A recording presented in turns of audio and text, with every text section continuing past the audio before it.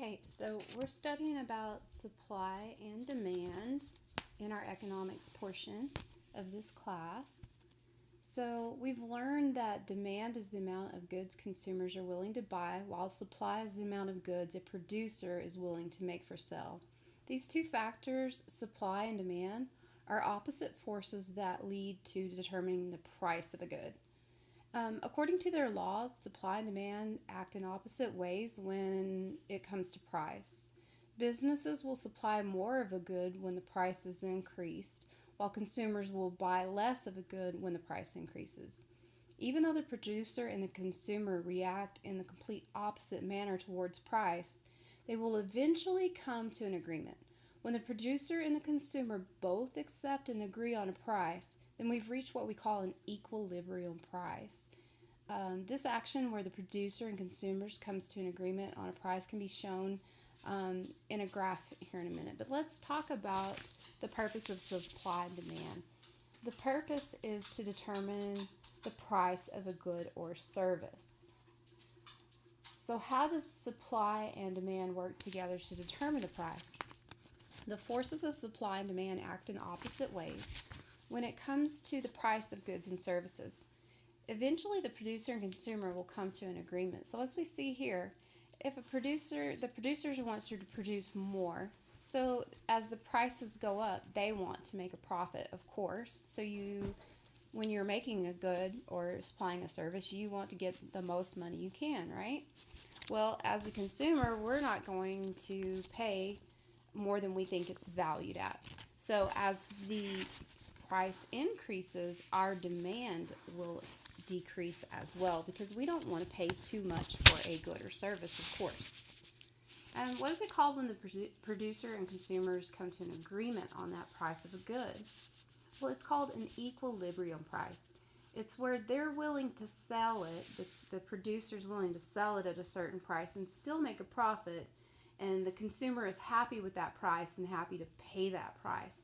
So that's a price where we both, the buyer and the seller, decide it's worth that price. So here's a graph and then here's a curve. Okay, so A is located where the supply line and the demand curve cross. Right here is your supply. So this is the line for the producers.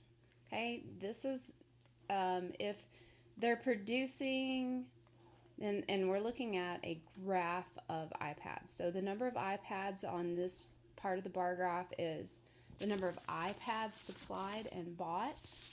And this is the price, okay? So at 10 iPads, the producer can produce 10 iPads at $400 and still make a profit.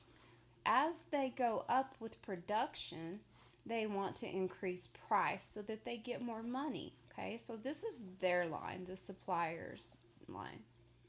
Over here we have the demand line right here.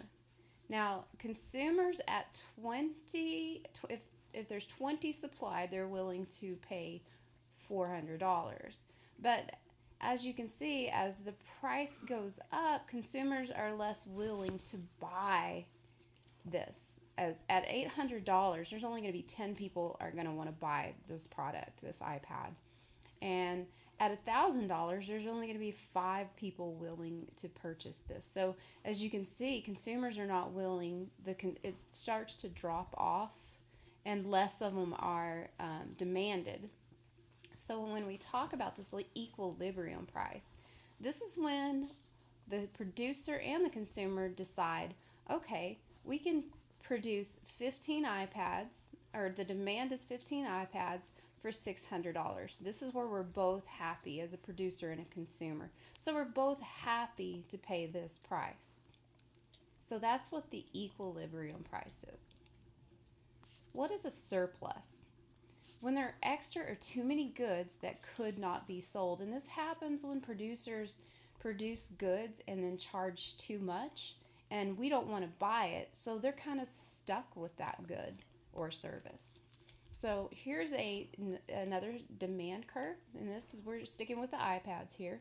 So if the producer sets the price of the good too high, so again, this is our supply, okay?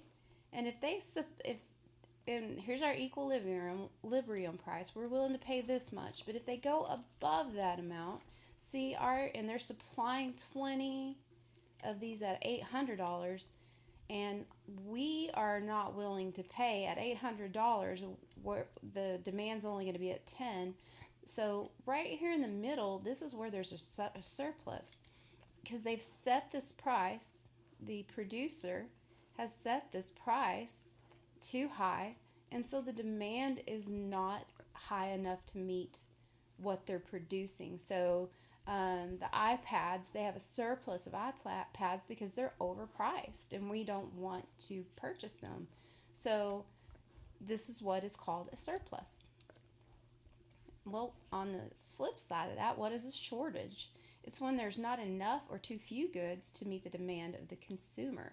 So this is right opposite of the surplus. So let's look at our graph again.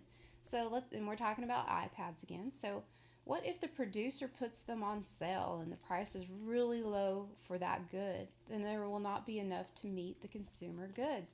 So here we are again. This is our equilibrium where we're both happy to pay $600 and the demand is perfect. It's what the producer can produce at that time.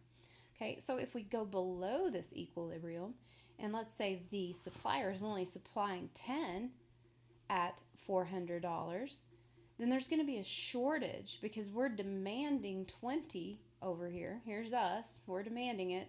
We're demanding 20, but the producer's only producing 10 right here.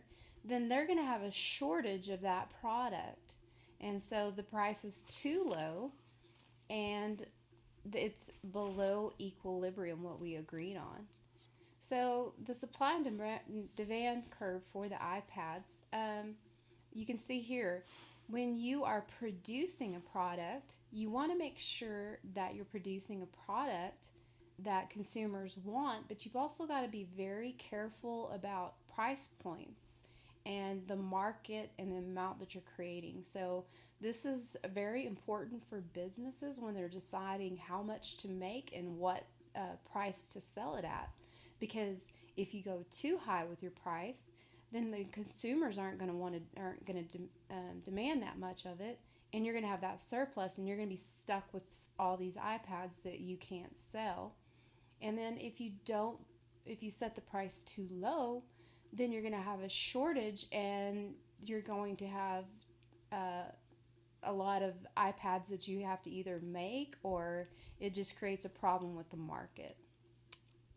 And so besides supply and demand determining the price of the good or service, what else can you determine the price? What else can determine the price? Well, sometimes the government may fix or set a price of some goods and services.